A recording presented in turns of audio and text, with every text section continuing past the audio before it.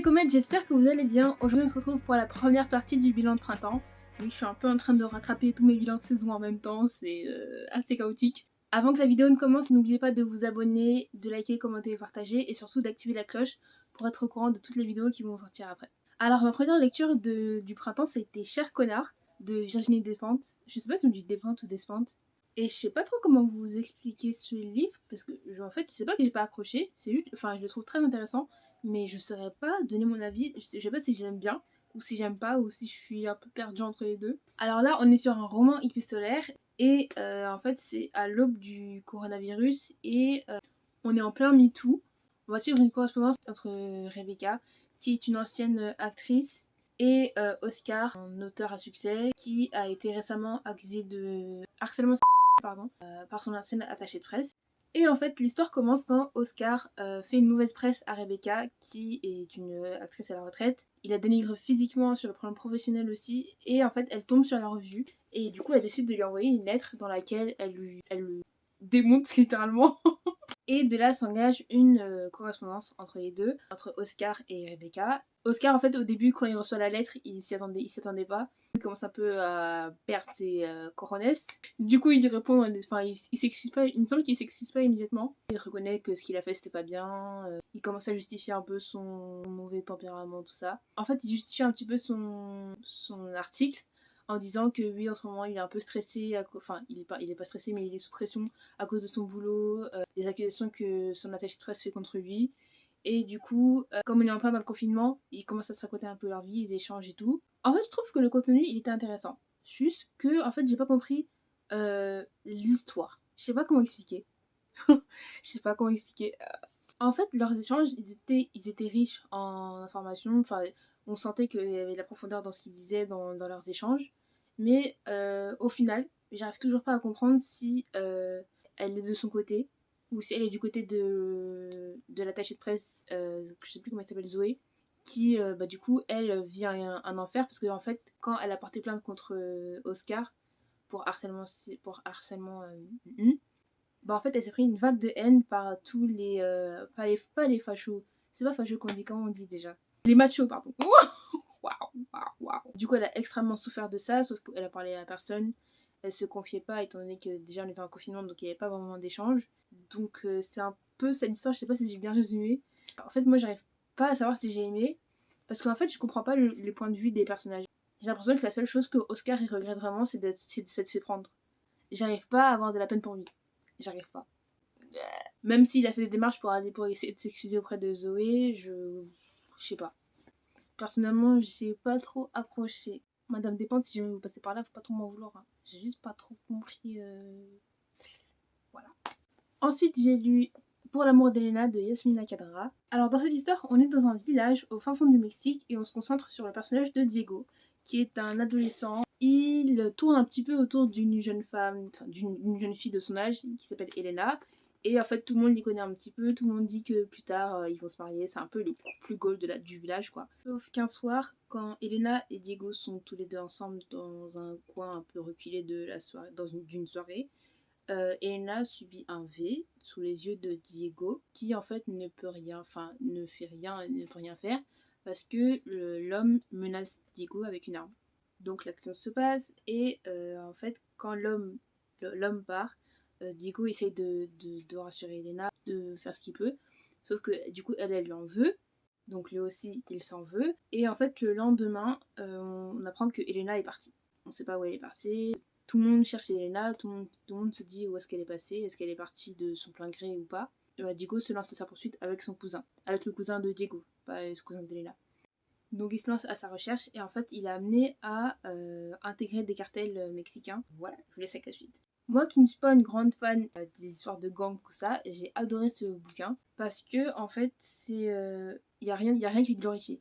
On voit la vraie, je sais pas comment expliquer, mais on voit la vraie nature des gangs. S'il y a pas de, il y a rien qui est extrapolé, qui est un peu adouci pour pouvoir. En fait c'est un phénomène qu'on retrouve énormément dans la dark romance par exemple. Je critique, enfin vous savez que j'aime pas, mais c'est juste pour expliquer mon propos. Une des caractéristiques qu'on voit souvent dans la dark romance, c'est la glorification de la violence. Là, en fait, c'est pas du tout, c'est vraiment montré dans l'état brut, l'état pur. On n'a pas l'idée de se dire que ça peut attirer. On n'a pas l'idée de dire que on peut vivre ça, enfin on a envie de vivre ça. Je sais pas si vous voyez un peu ce que je veux dire. Surtout la plume de Yasmine Kadra, elle est exceptionnelle. J'adore, c'est pas très très poétisé, tout est concret, c'est simple, c'est clair, c'est limpide. Voilà tout ce que j'aime. J'ai bien aimé aussi la complexité du personnage de Diego, parce qu'en fait il passe par tellement d'émotions, par tellement d'états dans son histoire, que je me suis attachée à lui. J'ai eu énormément de peine pour lui. Pour Elena aussi, mais en fait Elena on la voit pas beaucoup dans l'histoire. On sait en fait que c'est elle le but à atteindre, mais elle est mentionnée seulement en tant qu'objet de recherche. Je sais pas si vous voyez ce que je veux dire. Donc elle est pas vraiment dans l'histoire, parce qu'on la cherche, du coup il n'y a aucune interaction avec elle. Donc il n'y a pas vraiment de moyen de s'attacher à elle. Il y a le cousin aussi qui m'a fait énormément de peine, enfin la façon dont il essayait de prendre soin de Diego et en même temps d'assurer ses arrières à lui. C'était chou et en même temps c'était effrayant. Toutes les choses qu'ils sont prêtes à faire pour se protéger les deux, c'était super beau. En tout cas, c'est vraiment une pépite que je recommande fortement. Ensuite, j'ai lu Shelter de Harlan Coben et c'est un gros coup de cœur. Je sais que la série est sortie, mais j'ai déjà expliqué dans les vidéos précédentes pourquoi je ne l'ai pas fini avant de lire le livre. J'ai bien aimé la série, mais je préfère le livre. Dans Shelter, on va suivre Mikey Bolitar, qui est un jeune lycéen. À la suite de l'accident qu'il a eu avec ses parents, son papa est malheureusement décédé et sa mère rentre en désintoxication. Ça commence très bien.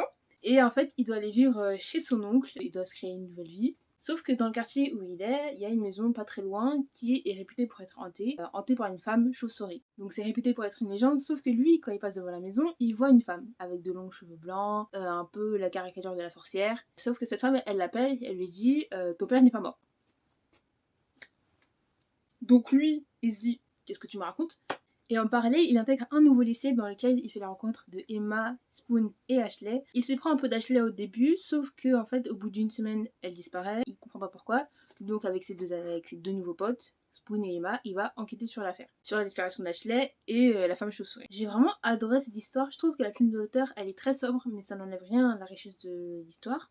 Et surtout, les personnages, ils étaient tous très attachants, que ce soit Spoon, Emma, même Mikey. Mikey, j'ai adoré en fait la compassion qu'il avait pour sa mère. Vous savez que j'ai toujours été touchée par les liens parents-enfants, mon point faible. Donc voilà, j'ai extrêmement hâte de pouvoir lire la suite de la trilogie. Ensuite, j'ai lu mon plus gros coup de cœur niveau romance, Et si tu revenais de Coralie Jeanne. Ce roman, c'est vraiment une pépite. Toutes les amateurs de romance, lisez. Ici, on suit Mia qui vient tout juste de perdre son homme. Je sais plus s'ils sont mariés, donc on va dire son copain, de très longue date en tout cas. Donc Stan vient de mourir et en fait elle s'en veut énormément, elle se dit que c'est de sa faute. Et après l'enterrement, elle revient au cimetière là, pour exprimer son deuil. Sauf que en fait, quand elle revient au cimetière, elle tombe sur un homme. Elle tombe sur un homme qui lui dit qu'est-ce que vous seriez prête à faire pour que en gros votre conjoint revienne. Et elle dit je serai prête à tout. Je raconte pas plus parce que je veux pas spoiler, mais en gros on bascule un peu vers du fantastique, du semi-fantastique, je sais pas si ça se dit. J'ai adoré le personnage de Mia, j'ai adoré rencontrer son côté très femme forte et en même temps découvrir une facette plus, pas faible, mais un peu plus vulnérable d'elle. C'est un personnage très complet, très complexe et je me suis beaucoup attachée à elle. En tout cas c'est un très bon protagoniste féminin. Je me suis un peu moins attachée à Stan. J'ai pas réussi à développer une quelconque empathie pour lui, malgré le fait qu'il soit mort. Mais je sais pas, j'y arrivais pas. Mais en tout cas, la romance est très très belle. La plume de Coralie Jeanne est sublime. La façon dont elle dépeint l'amour, ça donne envie d'aimer. Ça donne envie de vivre ce qu'ils ont vécu. Mais c'est pas grave. En tout cas, c'est vraiment une pépite, je vous le conseille, je vous le conseille. Je sais pas si je l'ai bien vendu, j'espère. Et en plus, c'est son tout premier roman, donc vraiment chapeau. Comme vous pouvez le voir, il n'y a plus beaucoup de lumière, donc je vais essayer de faire vite, mais sans bâcler non plus. Ensuite, et je l'ai tellement attendu, quand j'ai su qu'il était en vente au Festival du Livre, j'ai couru j'ai couru pour avoir Twisted Lies, le dernier volet de la saga Twisted de Ada Wong. Tout ce temps que j'ai attendu pour avoir le dernier volet de Twisted, pour découvrir une autre copie de Volkov là. En fait, là, j'ai juste eu l'impression qu'on a eu un condensé de tous les autres Twisted. Le couple Christian Silla, j'avais trop envie de le découvrir, alors que là, désolée, je suis allée mettre un peu de lumière parce que je voyais presque plus rien. Et dites-moi si vous préférez comme ça ou la lumière du jour. Par exemple, Christian, il me semblait beaucoup moins acariâtre dans les tomes précédents, même s'il avait du caractère, de l'aplomb, tout ça. Il me semblait beaucoup moins froid par rapport à ce tome-là. Ce qui fait qu'en fait, il ressemblait énormément à Volkov et ça rendait juste l'histoire redondante en fait.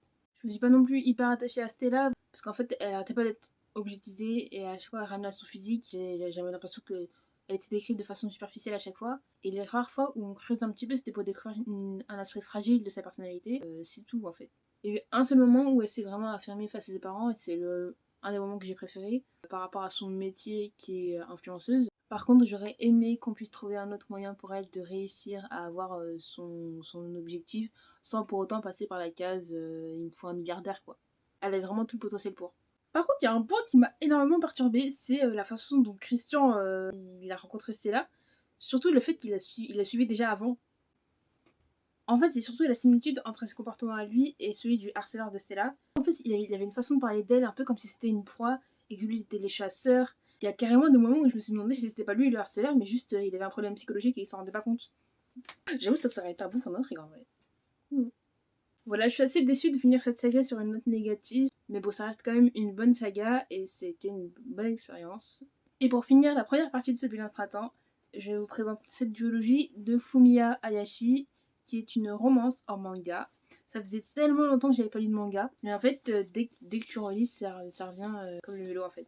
Dans cette duologie, on est sur une romance simple, même un peu trop simple à mon goût, alors que moi qui en rafale d'habitude. Ici, on est plongé en fait au cœur d'une amitié entre Kotaro et Toru, qui sont deux amis d'enfance, qui tombent tous les deux amoureux d'une même fille, Toko. Sauf que Toko, au bout d'un moment, elle a choisi Kotaro.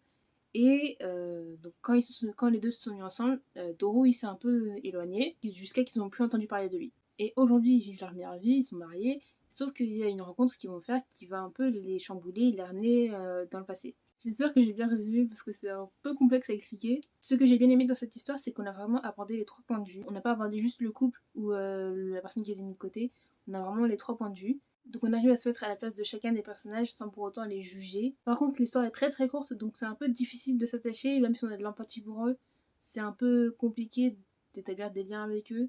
Mais c'est une lecture très reposante et terre à terre qui donne envie en fait de profiter de la vie quoi. De profiter de la vie tant qu'on a encore le temps. En tout cas voilà, c'est un petit coup de cœur. C'est pas un gros coup de cœur mais ça reste quand même un petit coup de cœur. Allez, comme c'est tout pour cette première partie. J'espère qu'elle vous aura plu, que je vous ai donné envie de lire des histoires. Et n'oubliez pas de vous abonner, d'activer la cloche, de liker, de commenter, de partager. Bon, on se retrouve la semaine prochaine pour la suite du bilan. Ouh non, il me semble que ce sera une autre vidéo. Je suis pas sûre. Peut-être, maybe, I don't know. Bisous.